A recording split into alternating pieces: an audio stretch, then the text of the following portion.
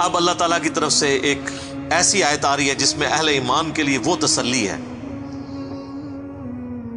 کہ اس لیول کی تسلی اور کوئی نہیں ہے. سورہ آل عمران کی آیت نمبر 169، وَلَا تَحْسَبَنَّ الَّذِينَ قُتِلُوا فِي سَبِيلِ اللَّهِ أَمْوَاتًا، کبھی خیال نہ کرنا ان لوگوں کے بارے میں جو اللہ کی راہ میں قتل کر دیے جائیں کہ وہ مر گئے. حالانکہ مر چکے ہیں، کیونکہ اللہ کہہ رہا ہے وہ قتل ہوئے ہیں، تو قتل ہوئے تو مر تو گئے، لیکن نہیں، وہ دنیا سے مرے ہیں. بل احیاء عند ربہم، بلکہ وہ تو زندہ ہیں اللہ کے حضور. یرزقون، اور ایسے زندہ ہیں کہ اللہ نے ان کو نعمتیں بھی دی ہوئی ہیں، رزق بھی دیا ہوا ہے.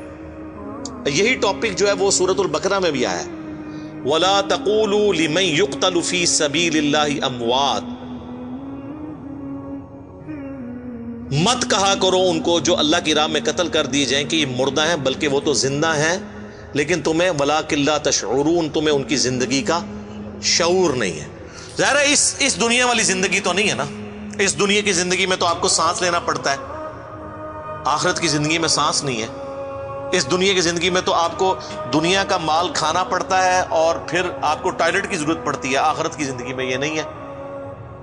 تو جن لوگوں نے کہا نا شہید زندہ، لہذا آپ جو شہید ہوئے ہیں ان سے آپ مانگ سکتے ہیں جا کے قبروں پہ جا کے، تو اللہ نے تو پہلے ہی منع کر دیا، تمہیں ان کی زندگی کا شعور ہی نہیں ہے. ان کو دنیاوی زندگی کے اوپر تو قیاس نہ کرو. اگر کوئی کہتا ہے یہ دنیاوی زندگی ہے، مجھے بتائیں دنیا میں کوئی زندہ بندہ اپنی شلوار اتارنے دیتا ہے کسی کو؟ تو آپ بڑے سے بڑا کوئی بزرگ ہو، ایون انبیاء کرام بھی جب فوت ہوئے ہیں ان کو بھی غسل دیا گیا، صرف ایک احترام ان کے ساتھ ہوا کہ ان کے کپڑے نہیں اتارے گئے.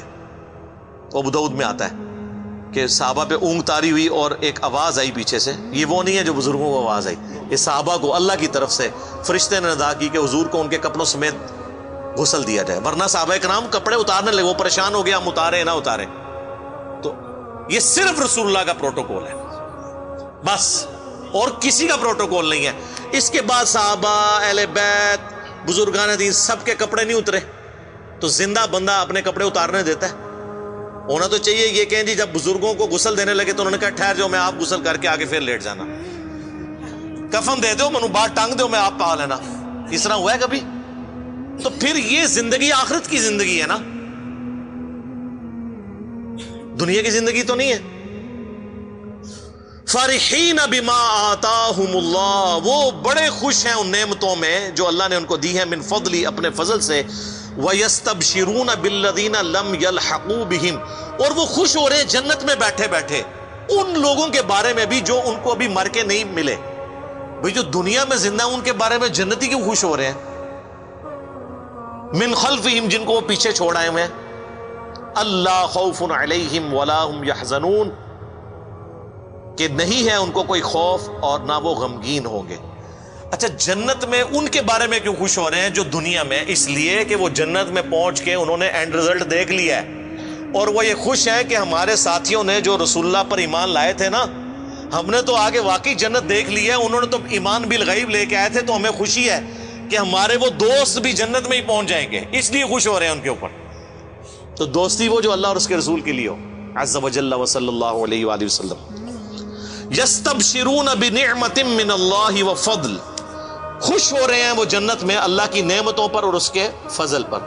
وَأَنَّ اللَّهَ لَا يُضِيعُ أَجْرَ الْمُؤْمِنِينَ، اور اس پر کہ اللہ تعالیٰ کبھی ضائع نہیں کرے گا اہل ایمان کا اجر. تو اہل جنت جو شہید ہو گئے غزوہ احد کے موقع پر یا بدر پہ، اللہ نے فرمایا ان کو کبھی مردہ گمان بھی نہ کرنا، ان کو اللہ رزق بھی دیتا ہے، اور سورۃ البقرہ میں ہے لیکن تمہیں اس کی زندگی کا شعور نہیں ہے.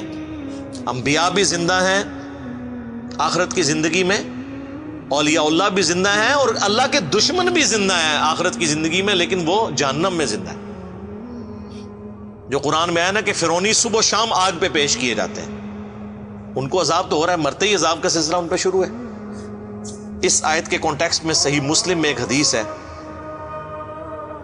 اسی آیت کے کانٹیکسٹ میں، کہ ان کو گمان نہ کرنا جو مر جائیں اللہ کی راہ میں کہ وہ مر گئے، وہ اللہ کے حضور زندہ ہے، ان کو رزق دیا جاتا ہے. تو حضور سے جب پوچھا کہ یا رسول اللہ یہ کس طرح کی زندگی ہے؟ تو آپ نے فرمایا کہ اللہ تعالیٰ اہل جنت کو وہاں پر یعنی ان کی روحوں کو پرندوں میں ڈال دیتا ہے اور وہ جنت میں اڑتے پھرتے ہیں، سبز پرندے، اور وہ شام کے وقت آ کے عرش کے نیچے جو اللہ کی قندیلیں ہیں نا ان پہ آ کے بیٹھ جاتے ہیں۔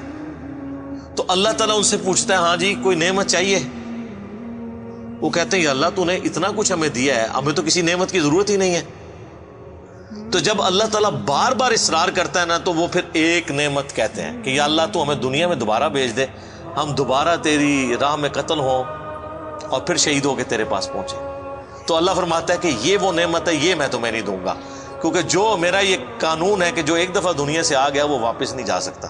ہاں عبد القادر جیلانی کی روح کھول لین اللہ گل ہے، کہانیاں، یہ مسلم شریف ہے، مولانا شریف نہیں۔ اللہ فرمائے گا یہ تو میرا رول ہے کہ جو مر کے میرے پاس آیا وہ دوبارہ نہیں آ سکتا، اس کے علاوہ کچھ اور مانگنا ہے تو مانگ لو۔ تو کہتے ہیں اللہ تو نے ہمیں سب کچھ دیا۔